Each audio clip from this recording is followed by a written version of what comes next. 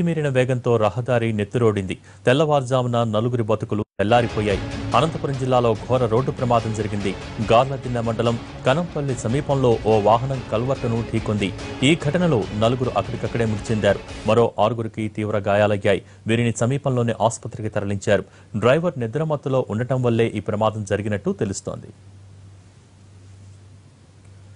అనంతపురం జిల్లా గార్లదిన్నె మండలం కనంపల్లిలో రోడ్డు ప్రమాదానికి సంబంధించి మరింత సమాచారం మా ప్రతినిధి శ్రీనివాస్ అందిస్తారు. గార్లదిన్నె మండలం కనంపల్లి జాతీయ రహదారి పైన కలవట వద్ద ఘోర రోడ్డు ప్రమాదం చోటు చేసుకుంది. ఈ ప్రమాదంలో 4 మృత్యువాత పడగా 6 మంది పరిస్థితి తీవ్రంగా ఉంది. ఇందులో 2 పరిస్థితి తీవ్రంగా ఉండడంతో వారిని బెంగళూరు తరలించిన పరిస్థితి ఉంది. ఇప్పటికే ఏదైతున్నారో దీనికి సంబంధించి పూర్తిగా పోలీసు అధికారులు విచారణ చేపట్టారు. ఎలా జరిగిందని కోణం పైన గాలిమర్ల కంపెనీలో పనిచేసే సతీష్ కుమార్ తన ఫ్యామిలీతో శ్రీశైలం వెళ్ళి తిరిగి వస్తున్న సమయంలో ఈ ఘటన చోటు చేసుకుంది. పూర్తిగా నిద్రమత్తు వల్లే ఈ ఘటన చోటు చేసుకుందని తెలుస్తుంది.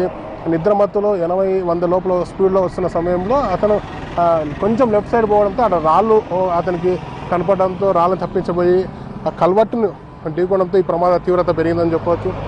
ముందు సీట్లో ఏదైతే ఉందో సతీష్ కుమార్ డ్రైవింగ్ చేస్తున్న పరిస్థితి ఉంది. మనం చూడొచ్చు బెలూన్ కూడా పూర్తిగా పగిలిపోయిన పరిస్థితి ఉంది.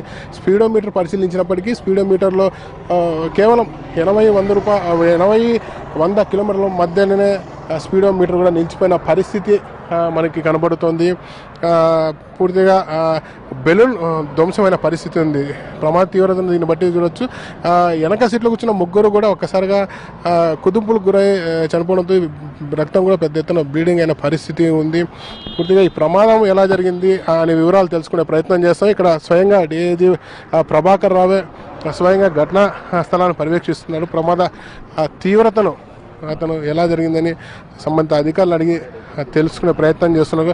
మనం ప్రమాదం సంబంధించిన వివరాలు డీఐజీ ప్రభాకర్ రావుని అడిగి తెలుసుకునే ప్రయత్నం చేస్తాం. సార్, ప్రమాదం ఎలా జరిగింది? ఇప్పటికే మనం పోలీసులు కూడా ఎవరైతే ఉన్నారో ఇద్దరి మధ్యలో స్టాప్ చేసి వాళ్ళని మేల్కొల్పి పంపించిన పరిస్థితి సమయంలో కూడా ఇలా ఒక ఘోర ప్రమాదం చోటిస్తుంది. ఎలా జరిగిందంట అంటే యాక్చువల్గా ఎస్ఐ నైట్ వీళ్ళు స్టాప్ అండ్ వాష్ అని ఒక కార్యక్రమం మనం ఏదైతే తీసుకున్నామో ఇక్కడ నుంచి జస్ట్ ఒక 1 కిలోమీటర్ లోపలే వాళ్ళు చేస్తున్నారు. బట్ వాళ్ళ టార్గెట్ అంతా ఏంటంటే నార్మల్గా మనకి ఇటు నుంచి హైదరాబాద్ వెళ్ళే ఇవి ఎక్కువగా ఆ టైంలో ప్రమాదాలు జరుగుతాయని అటు వెళ్ళే వెహికల్స్ మీద కాన్సన్ట్రేట్ చేశారు. ఇటు వెళ్ళే వెహికల్స్లో ఇది ఆ టైంలో అక్కడే క్రాస్ అయింది. అరౌండ్ 1 o'clock 1:15 మధ్యలో జరిగింది యాక్సిడెంట్. అంటే అతను ఒకటేంటంటే కంటిన్యూస్గా శ్రీశైలం నుంచి పొద్దున్నే వెళ్ళి శ్రీశైలం దర్శనం చేసుకుని శ్రీశైలం నుంచి కంటిన్యూస్గా డ్రైవింగ్లోనే ఉన్నారు వాళ్ళు. సో కొంత ఒక ఫ్యామిలీకి సంబంధించింది. వాళ్ళ అబ్బాయి డ్రైవింగ్ చేస్తున్నాడు.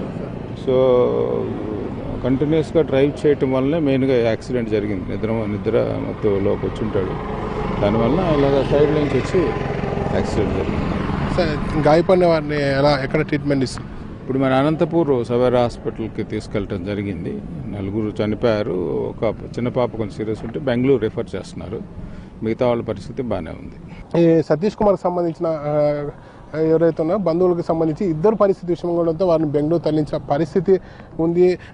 80-100 కిలోమీటర్ల స్పీడ్తో వెళ్తున్నప్పటికీ నిద్రమత్తు వల్లే అతను కలవటం చూసుకోకుండా ఢీ కొట్టడంతో పూర్తిగా ఏదైతే ఉందో ఇంజన్ పూర్తిగా దెబ్బతిన్న పరిస్థితి ఉంది. ఒక్కసారిగా కలవటం ఢీకొనడంతో వెనక సీట్లు కూడా కుదింపుకు గురై పూర్తిగా వెనక సీట్లో ఉన్న 3, ముందర సీట్లో 1 అక్కడి ఏదైతుందో వాహనంలోనే మృతి చెందిన పరిస్థితి ఉంది. మరోవైపు ముందర సీట్లో ఉన్న సతీష్ కుమార్, అలాగే వెనకల వైపున ఉన్న 2 చిన్నారులు, మరో మహిళ తీవ్రంగా గాయపడ్డారు. మొత్తం ఈ వాహనంలో 10 మంది ప్రయాణిస్తున్నారు.